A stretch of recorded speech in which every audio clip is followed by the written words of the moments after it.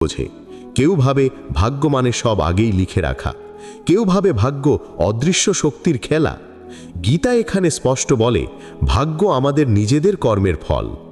আজ যে দুঃখে তুমি ভুগছ সেটা হয়তো তোমার অতীতের কোনো কর্মের ফল, আর আজ যে ভালোবাসা, শান্তি, আশীর্বাদ তোমার জীবনে আছে সেটা তোমার হৃদয়ের সৎকর্মের আশীর্বাদ। কিন্তু এ কথা জেনে কেউ হতাশ হবে না, কারণ গীতার শিক্ষা মানুষকে পরাজিত করে না। ঈশ্বর কখনো তার সন্তানকে ফেলতে দেন না। গীতা বলে, কর্ম করো, ফলের চিন্তা ছেড়ে দাও, কারণ তুমি কর্মের অধিকারী, ফলের নয়।